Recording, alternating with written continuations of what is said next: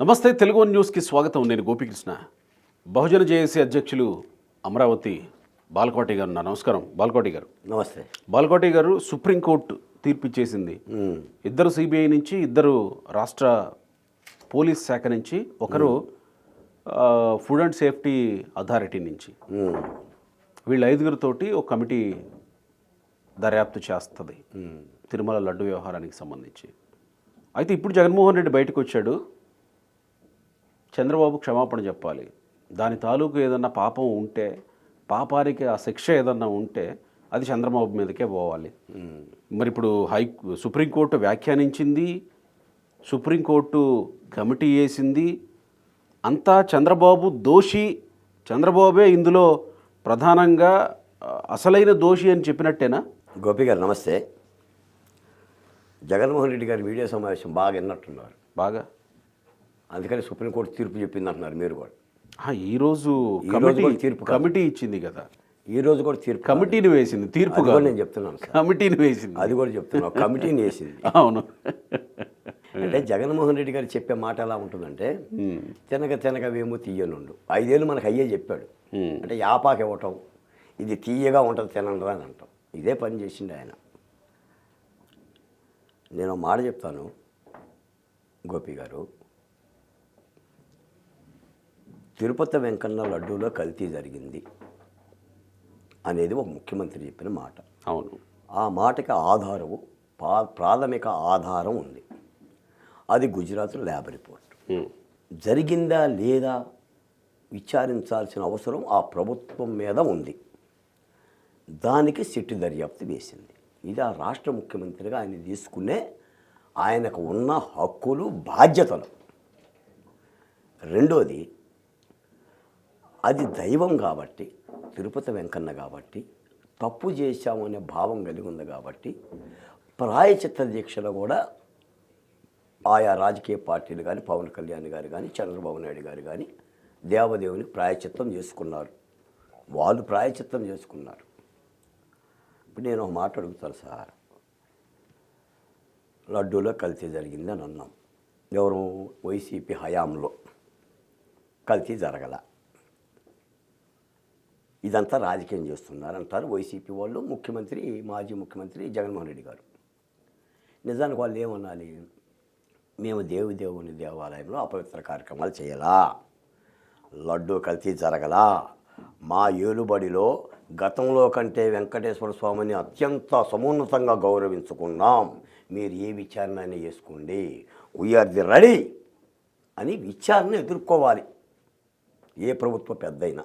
అది స్టేట్ గవర్నమెంట్లో పనిచేసే సిట్టా, లేకపోతే ఇంకొకటి ఏదైనా విచారణ అయిన తర్వాత, విచారణ సంఘం నివేదిక ఇచ్చిన తర్వాత, ఆ నివేదిక అసంతృప్తిగా ఉంటే, ఆ నివేదికలో ఏమైనా ఇబ్బంది ఉంటే, ఈ విచారణ పనికిరాదు, ఇది కావాలని ప్రభుత్వం ఇలా చేసిందని చెప్పి సుప్రీంకోర్టుని ఆశ్రయించవచ్చు. వీళ్ళు విచారణ జరగలే, ఇంకా ఆలు లేదు సూలు లేదు. కొడుకు పేరు స్వామలింగం లాగా సుప్రీంకోర్టుకి వెళ్ళిపోయారు. ఎవరు వెళ్ళిపోయారు?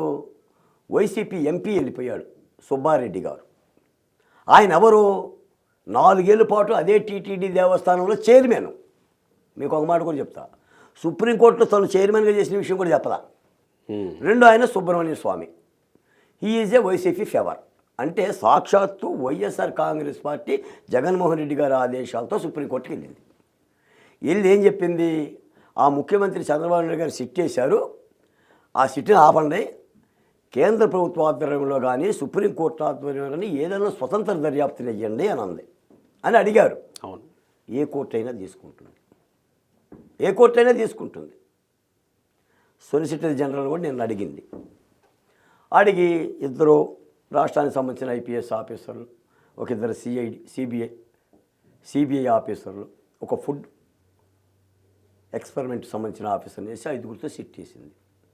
విచారణ జరుగుతుంది. బాధ్యత కలిగిన ముఖ్యమంత్రి ఏమన్నాడు? చంద్రబాబు నాయుడు గారు ఆహ్వానిస్తున్నాం, స్వాగతిస్తున్నాం అన్నాడు. జగన్మోహన్ రెడ్డి గారు ఏమన్నాడు? ప్రెస్ మీట్ పెట్టి మాకు విజయం వచ్చింది అన్నారు, తీర్పు చెప్పింది అన్నారు. ఏం తీర్పు చెప్పింది? లడ్డూల కల్తీ జరగలేదని తీర్పు చెప్పింది సుప్రీంకోర్టు? లేదు కదా. ఎంత వక్రీకరణ ఇది! పైపెచ్చు నేను చూశాను సార్, ఆయన మీరు ఒక మాట విన్నారో లేదో, బావ ధర్మారెడ్డి, బాబాయి సుబ్బారెడ్డి, మామ కరుణాకర్ రెడ్డి. బాధపడిపోతున్నాడు ఏంటి? నిజాలే కయ్యి, కరుణాకర్ రెడ్డి నిజాలే కదండి. కరుణాకర్ రెడ్డి మామ బాబాయ్. ఇప్పుడు మామైనా బావైనా వరుస సార్. ఇప్పుడు నీకు నాకు పేగు బంధం ఉండనక్కర్లా. గోపి మా అన్న, ఏదో బంధుత్వం ఉంది కదా. సహచర్యం చేస్తున్నప్పుడు బంధుత్వం ఉంటుంది కండి. వాళ్ళిద్దరు బాబా బామరుదులు అంటే అక్క కూతురే చేసుకొని అక్కర్లా. ధర్మారెడ్డి బావే, సుబ్బారెడ్డి బాబాయే, కరుణాకర్ రెడ్డి మామయ్యే. ఆ ఏలుబడిలోనే కదా నేను ఒక మాట చెప్పానా, చంద్రబాబు నాయుడు గారు తనకు అనుగుణమైన ఈవోని వేసిండు టీటీడీకి, తన అధికారిని వేసిండు. మరి నువ్వే అధికారిని వేసావు టీటీడీ చైర్మన్గా? ఆయన ముఖ్యమంత్రి సార్.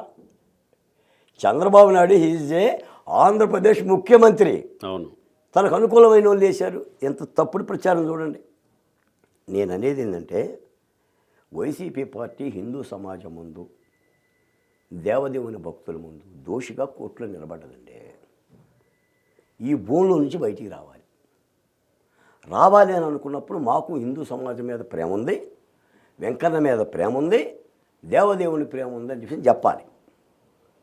ఇదో పక్కన చెప్పాలి. మళ్ళీ ఇది చెబుతూ 4 గోళ్ల మధ్య నేను బైబిల్ చదువుతాను ఆమెనని అనాలి. ఇంత ప్రెస్ మీట్లో ఆయన ఆమెనని అనాలి. లాస్ట్లో మర్చిపోయి ఉంటాడు. అంటే ఆ దోషం అంతా వాళ్ళ మీదే ఉండునుగాక అని అన్నాడు కదా. అందుకని చెప్పేదానికి చేసేదానికి పొంతన లేని మాట. ఈ సందర్భంగా చంద్రబాబు నాయుడు గురించి ఒక మాట చెప్తాను సార్. ఆల్రెడీ సెట్ చేశాడు. సుప్రీంకోర్టు మరో సంస్థ గురించి కేంద్ర ప్రభుత్వాన్ని అడిగింది. వెంటనే బాధ్యత గల ముఖ్యమంత్రిగా పైకోర్టును గౌరవించాలి కాబట్టి, పైనున్న ప్రభుత్వాన్ని గౌరవించాలి కాబట్టి వాళ్ళు ఏ నిర్ణయం తీసుకుంటారో అప్పటి వరకు దీన్ని ఆపు చేద్దామని తాత్కాలికంగా ఆపు చేశాడు. బాధ్యత ఒక ముఖ్యమంత్రిగా. ఓటమి కాదు, వెనుకడుగేయటం కాదు. ఈ రోజున స్వతంత్ర దర్యాప్తు సంస్థను సుప్రీంకోర్టు ఇస్తే ఆహ్వానించాడు బాధ్యతగా. జగన్మోహన్ రెడ్డి గారు హైకోర్టు 3 రాజధానులు అనేది తప్పు, అది శాసనసభ తీర్మానం, సిఆర్డీఏ చట్టం అని తీర్పు చెప్తే జగన్మోహన్ రెడ్డి గారు గౌరవించారండి. ముఖ్యమంత్రి నువ్వా నేనా?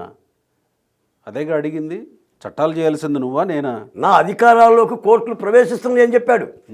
సాక్షాత్ అసెంబ్లీలో న్యాయమూర్తులకు కులం పేరు పెట్టాడు. వాళ్ళని సోషల్ మీడియాలో దోషణ చేశారు. ఒరే బాబు మమ్మల్ని తిట్టమాకండి అని చెప్పి జడ్జిలు ఇస్తే దర్యాప్తు చేయమంటే జగన్మోహన్ రెడ్డి గారి ఆధ్వర్యంలో సిఐడి ఏం చేసిందండి? ఆయన పట్టుకొచ్చిందా? ఏమైనా రక్షణ చేసిందా? నేను ఒక మాట వచ్చి కనీసం నోటీసులన్నా ఇవ్వగలిగిందేమో కదా. నోటీసులు ఇవ్వగలిగింది, అంతకుమించి వేరే ఏం లేదు. గోపి గారు, నేను అడుగుతున్నాను మిమ్మల్ని, తిరుమల తిరుపతి దేవస్థానంలో లడ్డీ కల్తీ జరిగిందని భావిస్తున్నారా, మీరు జరగలేదని భావిస్తున్నారా? వచ్చిన రిపోర్ట్ ప్రకారం జరిగినట్టే కదా. అంత దూరం కావాలా రిపోర్ట్ వరకు? చెప్పలేరా మీరు? ఎట్లా చెప్పాలి? నేను చెప్తున్నాను వినండి. చెప్పండి. అన్నం ఉడికిందో లేదో ఎక్కడ పట్టుకోవాలో ఒక మెత్తి పట్టుకుంటే చాలు కదా. మీరు 5 ఏళ్ళ వైసీపీ ప్రభుత్వ పరిపాలన తీరును గమనించండి. ఓకే, రాముడి తల నరికితే ఏమన్నాడు మీ మంత్రి? ఏముందాయా రాయికి బొమ్మ తలకాయ నగిలితే అని అన్నాడు. సీతమ్మోరి పాదాలు తెగిపోతే ఏమన్నారు? ఎలకలు కొట్టేసిని అన్నారు. రథం తగలబెడితే ఏమన్నారు? చక్కది ఏముందో 10 లక్షల రూపాయలు ఖర్చు పెడతామన్నారు. ఏంటి దీని అర్థం? హిందూ సమాజం పట్ల జగన్మోహన్ రెడ్డి గారికి ఉన్న ప్రేమ. ఈరోజు దేవుడు చూస్తాడు అని అన్నాడు, దేవుడే నడిపిస్తాడు అన్నాడు. దేవుడే నడిపించాడు. తాడేపల్లి ప్యాలెస్ నుంచి బెంగళూరు వరకు నడిపించాడు, యలహంక వరకు దేవుడే చూశాడు. 151 నుంచి 11 వరకు చూశాడు. నేను చెప్తున్నా, నా దేవదేవుని పాదయాత్ర అమరావతి నుంచి న్యాయస్థానం నుంచి దేవస్థానానికి పోతుంటే హరినామస్మరణం చేసుకుంటూ గోవిందా గోవింద అనుకుంటూ వెళ్తుంటే ప్రభుత్వం ఏం చేసింది? రథాన్ని ఆపిందా? మహిళలను అడ్డుకుందా? లాఠీలు ప్రయోగించిందా? స్థలాలు కూడా ఇవ్వలేదు కదా. ఇవన్నీ మీరు ప్రచారం చేశారు కదా. దైవ కార్యక్రమే కదా అది. ప్రచారం కాదు, ప్రసారం చేసాం మేము. ప్రసారం చేశారు కదా. తర్వాత అమరావతి టు అరసవల్లి రాజమండ్రిలో రాళ్ళేశారు కదా. రామచంద్రాపురంలో ఆపేశారు కదా. ఈ పాదయాత్ర చేస్తున్న మహిళలకు గర్భాలు వస్తాయి అన్నారు కదా మీ బలిసిన ఎమ్మెల్సీలు. ఏ దేవదేవుని గౌరవించావని చెప్పేసి ఈ రోజున దేవుడు చూస్తాడు అని అంటున్నావు. ఏ దేవుడి మీద నమ్మకం ఉంది జగన్మోహన్ రెడ్డికి? ఏ దేవుడి మీద నమ్మకం ఉంది? ఒక దేవుడే ఉండాలి కదా నమ్మకానికి. అన్ని మతాలను గౌరవించాలి. నువ్వు ఎంకన్ననే అపవిత్రం చేసి ఈ రోజున లడ్డూ కల్తీ జరిగిన మాట ఒక కేంద్ర ప్రభుత్వ ఆధ్వర్యంలో గుర్తింపగలిగిన సంస్థ అండి ఇచ్చింది, గుజరాత్ సంస్థ. ఆడెవడ బెజవాడలో లబ్బిపేటలో పెట్టుకున్న ల్యాబ్ కాదండి అది. దాని మీద విచారణ కూడా జరుగుతుంది. అవును. మీస్ కాదు, అక్కడి దాకా కూడా కాదు. ఒక లడ్డూ కల్తీనే కాదు సార్, దేవస్థానంలో తిరుపతిలో చాలా అపవిత్ర కార్యక్రమాలు జరిగినాయి. ఒకటి కాదు, మీరు టికెట్ల విషయం కూడా చూశారు కదా. పెంచున్నాయా 2,500 రూపాయలు సార్, ఎక్కువైంది సార్. సరే ఒక 500 తగ్గించు. మనం లైవ్లో చూసాం కదా సార్, భక్తుడికి తెలుసు కదా సార్. అందుకని వీళ్ళు డబ్బుల కోసం కక్కుర్తి పడ్డారండి. ఇది నా రాజ్యం, నా పరగన, నేను ఏది చేసినా చెల్లుబాటు అవుతుంది. అది అమరావతి మీద చేసినా చెల్లుబాటు అవుతుంది, తిరుపతి కొండ మీద చేసినా చెల్లుబాటు అవుతుంది, లేదా ప్రతిపక్ష పార్టీల కార్యాలయాల మీద దాడులు చేసినా చెల్లుబాటు అవుతుంది. ఎవడు బీగుతుడు పీకేవాడు ఓడు. ఇందాకేమన్నా ప్రెస్ మీట్లో ఇది అన్నాడు కదా, సుప్రీంకోర్టు ఎత్తేసింది, ఎత్తి చూపించింది. ఏం చెప్పించిందండి? చొక్కాలు మాట చేసినట్టుగా. భాషే రాదు, రాస్తే తప్ప మాట్లాడలేవు, రాసింది కూడా గట్టిగా చూడలేవు. ఈనాడైనా జగన్మోహన్ రెడ్డి గారి నోట పవిత్రత, విశిష్టత ఈ పదాలు వచ్చినాయండి. ఆయన రాయగలరా వీటిని? స్క్రిప్టు రాస్తే చదువుకునే మాజీ ముఖ్యమంత్రి ఛాలెంజ్ చేయాలండి విచారణని ఒక మాజీ ముఖ్యమంత్రి. మరి ఇప్పుడు సుప్రీంకోర్టులో గెలిచినట్టు ప్రచారం చేసుకుంటుంది కదా వైసీపీ. వైసీపీ గెలిచినట్టు టీడీపీ ఓడిపోయినట్ట ఇక్కడ? ఇది గెలుపు ఓటమి కాదండి. ఇప్పుడు ధర్మస్థానాలు, కోర్టులు ఏ పిటిషనర్ వచ్చినా తన కోరికను అభ్యర్థిస్తే దాన్ని విచారణ స్వీకరించుకొని ఆర్డర్ చేస్తారు. రేపు ఆ స్వతంత్ర సంస్థే చేయనివ్వండి దర్యాప్తు, ఆ దర్యాప్తులో తేలుతుంది. నాకు మాత్రం ఒక మాట తెలుసు సార్, చంద్రబాబు నాయుడు గారు వేరే విషయాలు నాకు తెలియదు కానీ భగవంతుని విషయంలో ఆయన నోట అబద్ధపు మాట రాదండి. ఆవేశపడి రాజకీయం కోసం ఇలాంటి లడ్డూ కలితని మాటలు మాట్లాడండి. ఒకవేళ అలా మాట్లాడే వ్యక్తి అయితే 40 ఏళ్ళ రాజకీయ జీవిత చరిత్రలో ఎన్నోసార్లు మాట్లాడి ఉండాలి. అవును కదా, మనం ఆయన చదివితే. ఆ ప్రక్రియ కాదండి. ఒకవేళ రాజకీయం కోసం ఉపయోగించుకోవాలి అనుకుంటే 40 ఏళ్ల జీవిత చరిత్రలో చేసి ఉండొచ్చు కదా. పైపెచ్చు ఆయనకి చాలా ఇష్టమైన దయ్యం ఉంది, ఆయనే చెప్తా ఉంటుంటాడు. ఇప్పుడు ఆయనకి హాని జరుగుతుంటుంటేనే ఓపిక పట్టండి అని చెప్పే మనిషి ఆయన. అరెస్ట్ చేస్తాము, బస్సులో లాక్కెళ్ళిపోతామంటే కార్యకర్తలను తప్పుకోండి, వాళ్ళని అరెస్ట్ చేయనివ్వండి అని చెప్పాడే తప్ప ఎక్కడ కూడా రుబాబు చేయలే. నువ్వు డిక్లరేషన్ మీద సంతకం పెట్టడానికి రుబాబు చేసావు. పవన్ కళ్యాణ్ కూతురు డిక్లరేషన్ మీద సంతకం పెట్టింది. నువ్వు అధినేతవు కాకపోతే నిన్ను అడగను డిక్లరేషన్. నువ్వు బైబిల్ పట్టుకొని పోయినా పో దొంగసాటుగా. నువ్వు ఒక మాజీ ముఖ్యమంత్రివి, వివాదం అయ్యింది. అంతకుముందు నన్ను డిక్లరేషన్ అడిగారా? మా నాన్నమ్మడు పోయినప్పుడు అడిగారా? మా బాబాయ్ అమ్మడు పోయినప్పుడు అడిగారా? నా పాదయాత్రలు అడిగారా? ఈ రుబాబు సెక్షన్ ఏంటి? రౌడీయిజం. ఇది హిందూ భక్తులకు అర్థం కాదా ఎవరేం మాట్లాడుతున్నారు? అందుకని రాజకీయం చేస్తుంది జగన్మోహన్ రెడ్డి గారండి. లడ్డూని రాజకీయం చేస్తున్నాడు, అమరావతిని రాజకీయం చేశాడు, ఆంధ్రప్రదేశ్లో పరిపాలన రాజకీయం చేశాడు, మా దళిత బహుజన కులాలకు బటన్ నొక్కి రాజకీయం చేశాడు, వాలంటీర్ల రాజకీయం చేశాడు. రాజకీయం చెయ్యింది ఏంటో చెప్పండి ఆయన. మొత్తం మద్యం కూడా అదే పరిస్థితి కదా, పంపకాలే కదా. నేను ఒక మాట చెప్తా గోపి గారు, కూటమి ప్రభుత్వం వచ్చి 110 రోజులైంది. ఇప్పుడు ఆంధ్రప్రదేశ్ ఎలా ఉంది? అభివృద్ధి పక్కన పెట్టు, ప్రశాంతంగా ఉందగా, గత బోధెంటుందిగా, గాలి ఆడుతుందిగా. అంతకుముందు పరిస్థితి ఏంటి? ఇదే హైదరాబాద్లో మనం ఇంటర్వ్యూ చేసినప్పుడు మళ్ళీ నేను ఆంధ్రప్రదేశ్ వెళ్తానో లేదో భయం, వెళ్తే నేనేమైపోతాను. నా ఆంధ్రప్రదేశ్ నుంచి వచ్చిన బిడ్డలు ఇక్కడే తిరుగుతూ ఉంటారు హైదరాబాద్లో కేసులు పెట్టుకొని.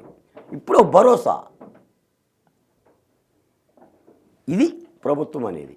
కాబట్టి సుప్రీంకోర్టు విచారణ చేసుకునే రైట్. హక్కు ఉంది, విచారణ చేస్తారు, ఆ విచారణ తేలుతుంది. ఇక్కడేమి చంద్రబాబు నాయుడు గారికి సుప్రీంకోర్టు వ్యాఖ్యల మూలాన తప్పు జరిగినట్టేం కాదు. పైపొచ్చి ఇదంతా కూడా ఏంటంటే, నాకు ఇక్కడ ఒక మాట ఏంటంటే, న్యాయస్థానాలు కూడా పావులు కాకూడదండి. పిటిషనర్లు ఏ ఉద్దేశంతో వస్తున్నారనేది కూడా న్యాయస్థానాలు ఆలోచించాలి. ఒక ప్రభుత్వం తీసుకుంటున్న నిర్ణయాలు, ఆ నిర్ణయాలకు ప్రతిబంధకంగా ఆయా రాజకీయ పార్టీలకు సంబంధించిన పిటిషన్లు వచ్చేటప్పుడు మీకు ప్రజావాజ్యం వేరు. ఒక ఎంపీలు, ఒక స్థాయి కలిగిన మంత్రులు మీరు పిటిషన్లు ఇస్తున్నప్పుడు న్యాయస్థానాలు కూడా పరిగణలో తీసుకోవాలి, ఆలోచించాలి. కరెక్టే మీరు అన్నట్టు. ఇప్పుడు లడ్డు వ్యవహారాన్ని రాజకీయం చేయొద్దు అన్నప్పుడు సుప్రీంకోర్టు, వీళ్ళు కూడా రాజకీయ నాయకులే కదా, పిటిషన్ వేసిన వాళ్ళు కూడా వీళ్ళు ఏ ఉద్దేశంతో వేశారనేది కూడా పరిగణలోకి తీసుకోవాలేమో కదా. తీసుకోవాలి కదా. అసలు సుబ్బారెడ్డి టీటీడీ చైర్మన్ అన్న విషయం కూడా ఆయన చెప్పలేదంటే ఆయన హయాంలోనే కదా జరిగింది ఇదంతా.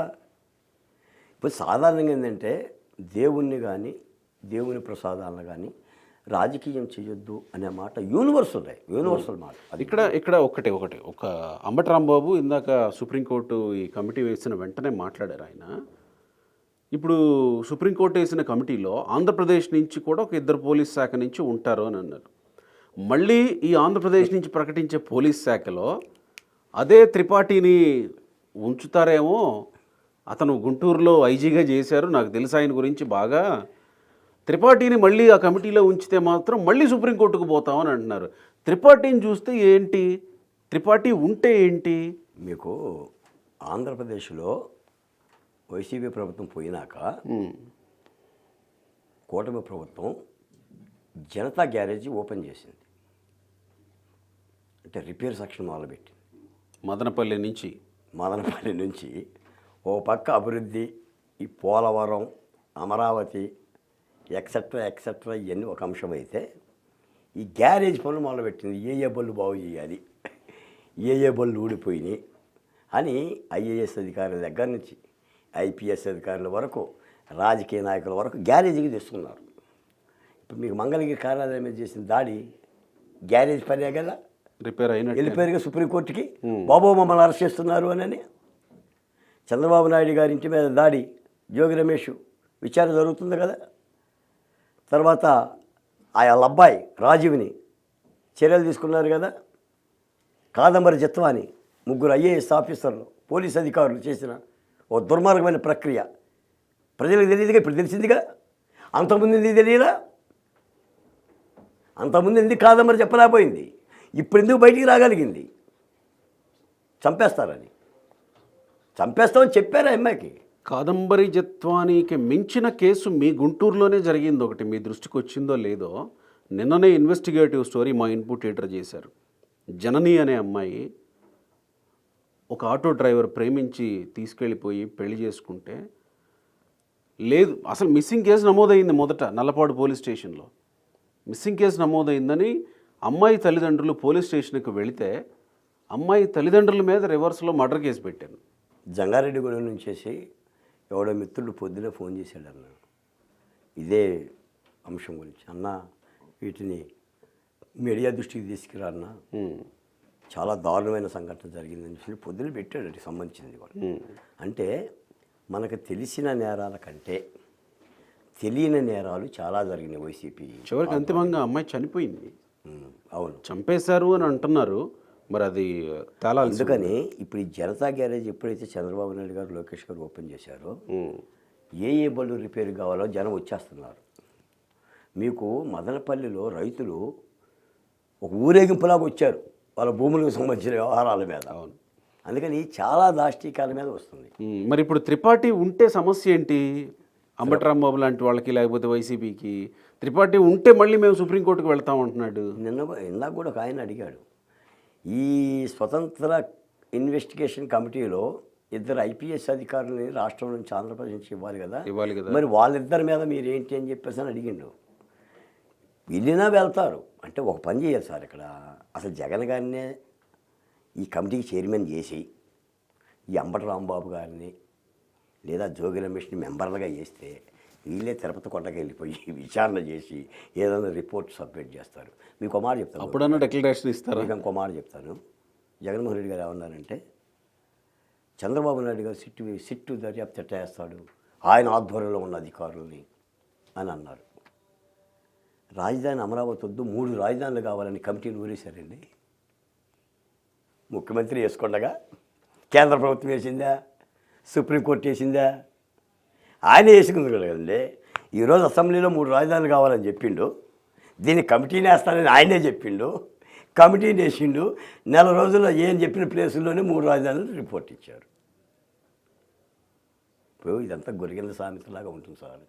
ఏదేమైనా దేవుడి వ్యవహారంలో వైసీపీ ప్రభుత్వ పరిపాలనలో లోపభూయిష్ట కార్యక్రమాలు జరిగాయి.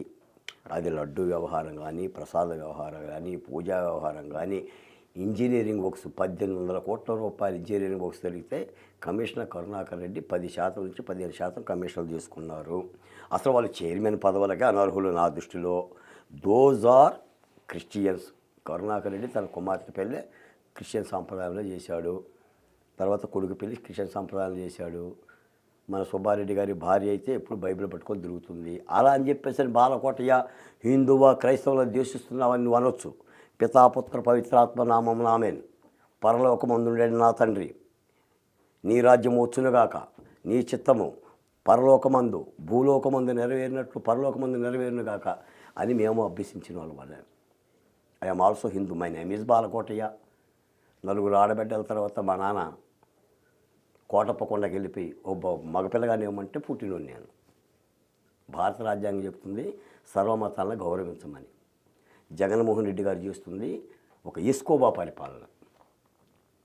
చంద్రబాబు నాయుడు గారు చాలాసార్లు అంటుంటాడు ఎస్కోబా ఎస్కోబా అని. Pablo Escobar. ఆ ఎస్కోబా మాట చెప్పిందే బాలకోటయ్య ఆంధ్రప్రదేశ్లో. 2 ఏళ్ల క్రితం ఇదే హైదరాబాద్లో పెద్ద ఆయన కలిసి 1983లో దక్షిణ కొరియాలో ఎస్కోబాని ఒక మారక ద్రవ్యాల వ్యాపారి ఉన్నాడు. అతగాడు కొకైన్ని అమెరికాకి 80% సప్లై చేశాడు. 30 లక్షల బిలియన్ డాలర్ల ఆస్తిపరుడు. అతను ఇల్లు కట్టలేదు, ఊళ్ళే కట్టాడు. క్రీడా మైదానాలు స్థాపించాడు. 14 మంది పోలీసులను చంపాడు, 8 మంది జడ్జీలను చంపాడు. ఇది జగన్మోహన్ రెడ్డి గారి పరిపాలన. అంటే గంజాయితోనూ డ్రగ్స్తోనూ ఒక మూక సైన్యాన్ని రాష్ట్రంలో తయారు చేస్తున్నాడు. అసలు ఒక సామాజిక వర్గాన్ని లేపేద్దాం అనుకుంటున్నాడు. ప్రత్యర్థి సామాజిక వర్గాన్ని తరిమేశాడు కదా సార్. అలా చూస్తారేంటి? ఇప్పుడు ఆ గుంటూరు ఎంపీని తరిమేశాడా? చాలామంది పెట్టుబడిదారులు వచ్చేశారు. ఆ తెలుగుదేశం పార్టీకి అండగా ఉండే సామాజిక వర్గం అంతా కూడా వేలు తెగదరికాడు. అంటే ఇది ఫ్యాక్షన్ తరహా రాజకీయం అనమాట. అంటే ఒక సామాజిక వర్గాన్ని చంపి 30 ఏళ్ళ అధికారంలో ఉందాం అనుకున్నాడు ఆయన. దానికి దళిత బహుజన కులాలుగా బటన్ నొక్కి మమ్మల్ని ఆయుధాలుగా వాడాడు. మీకు తెలుసో లేదో, ప్రతి తెలుగుదేశం ఎమ్మెల్యే మీద నాయకుడి మీద పెట్టి case SC ST atrocity case అండి. సమిధలం మేము, ఫిర్యాదుదారులు మేము, వాళ్ళు మమ్మల్ని ఏమన్నారు. దేవినేని ఉమామహేశ్వర గారి మీద కేసు పెట్టారండి, ఎస్సీ ఎస్టీ అట్రాసిటీ కేసు పెట్టి జైలు పంపించారు. అసలు దేవినేని ఉమాకి అతను ఎస్సీనా ఎస్టీనా ఓసీనా తెలుస్తుందండి? ఒక మంత్రి స్థాయి వ్యక్తికి కులం పేరుతో దూషించడానికి అడ్డగోలుగా ఎస్సీ ఎస్టీ సెక్షన్ కూడా దుర్వినియోగం చేసుకున్నాడు. కాబట్టే రాష్ట్రం అంతా ఆవేదన పడింది. రైట్.